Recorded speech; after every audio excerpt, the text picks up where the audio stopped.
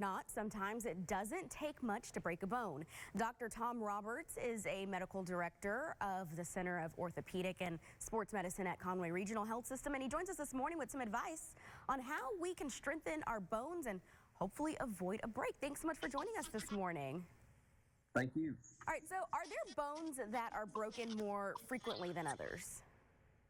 Yes, there's certain bones that fractures occur more frequently, and the collarbone, the clavicle, is frequently injured. Also, forearm fractures are fairly common, and most of those occur around the wrist.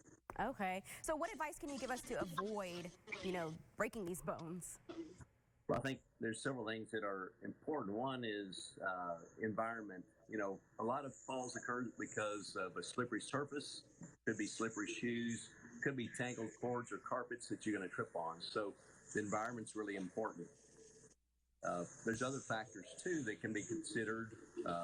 Your bone health is really important. As we age, we tend to lose bone mass, and that bone mass can be affected by our diet and also our exercise programs. I was going to bring up diet. I know I was always told as a kid to make sure I drink my milk so that my bones are nice and strong. So are there any foods that are bad for your bones? Well, too much salt may be associated with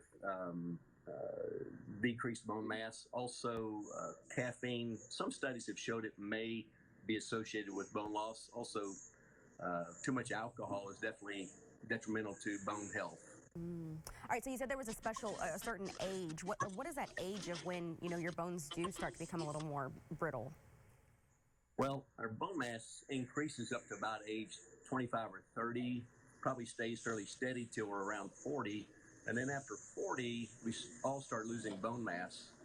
For women that are postmenopausal, it becomes a more common problem and more severe. So basically, anytime after 50, you're starting to get in that risky category, which proceeds as we age. All right, cool. Well, thank you so much for joining us this morning, Dr. Roberts. You're welcome. I've enjoyed visiting with you. Yes, me too. All right, we'll be right back. Cool. Once weekly Ozempic is helping many people with type 2 diabetes like Emily lower